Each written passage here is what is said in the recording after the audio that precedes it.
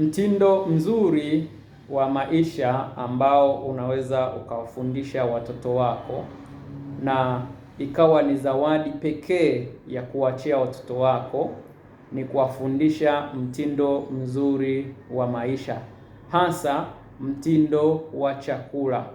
Hii itakusaidia wewe kuishi maisha mazuri, lakini pia itawasaidia hawa watoto waepukane na magonjwa ya lishe hapo wakiwa wakubwa.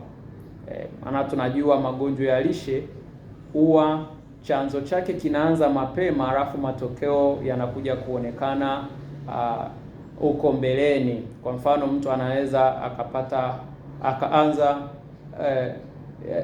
mtu anaweza akaanza kuona dalili za presha ama dalili za kisukari akiwa na miaka 40, 45, lakini kumbe mtindo uliompelekea apate hiyo changamoto ama dalili zianze kujitokeza akiwa na umri mrefu, ameanza kuishi akiwa na miaka 10, 11, 12, 20, 30, amekuwa akiishi hivyo na ametengeneza tabia za kumpelekea akifikisha miaka 45, 50, 60 tuanze kuona hizi dalili za magonjwa ya lishe.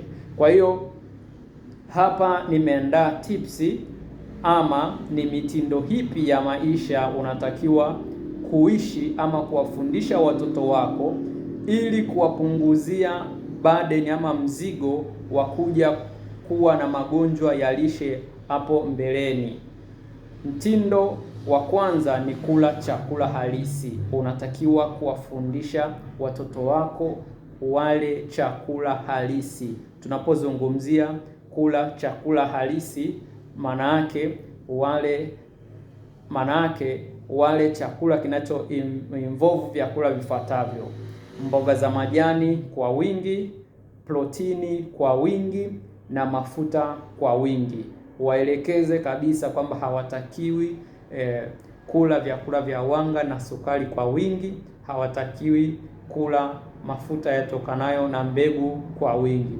Huu mtindo utawasaidia wao kujifunza, ama kama wataanza kufanyia kazi wakiwa watoto wadogo, maanake itakuwa ni lifestyle yao, itakuwa ni mtindo wa maisha yao. Kwa hiyo wataweza kuishi maisha marefu bila kukabiliwa na haya magonjwa ya lishe.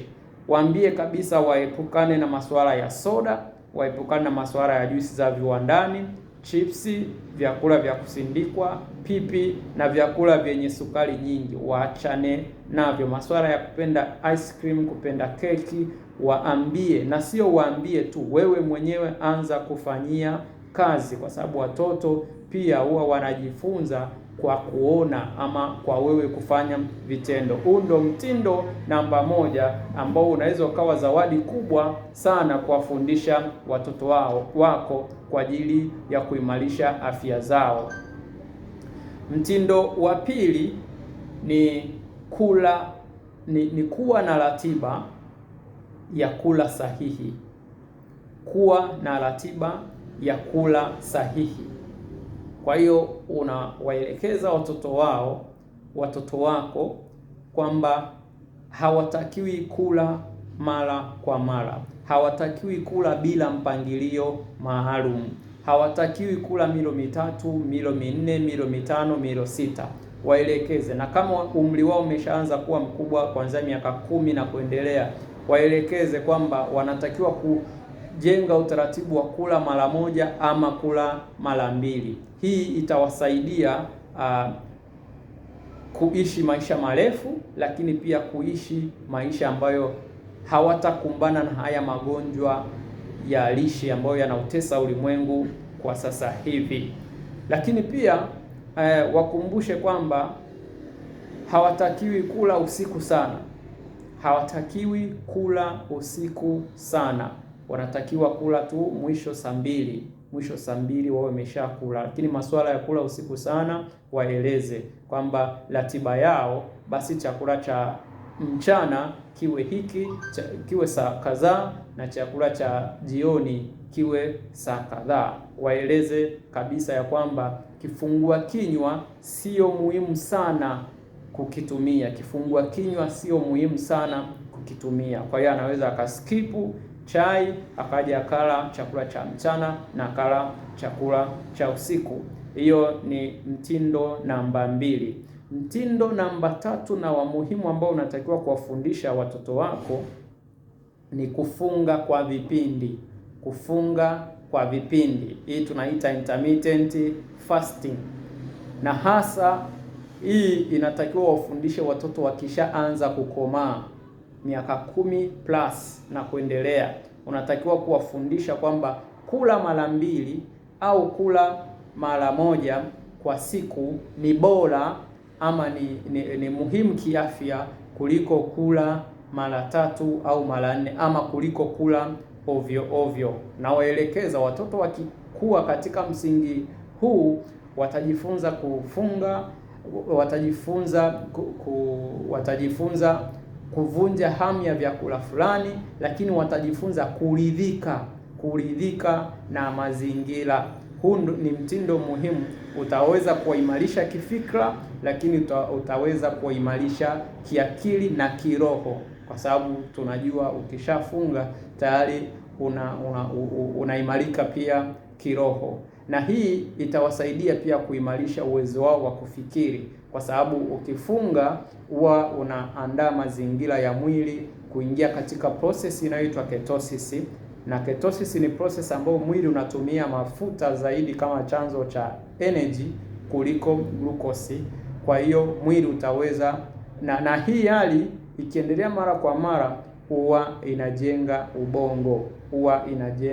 ubongo, lakini pia kufunga kutawasababisha watoto mwili wao kuingia katika mchakato wa autophagy, ambao ni mchakato wa mwili kuondoa seli mbovu, seli zilizochakaa, seli zilizoharibika na kujenga seli mpya. Kwa hiyo hawa watoto watakuwa katika mazingira ya kujitakasa wao kupitia kufunga.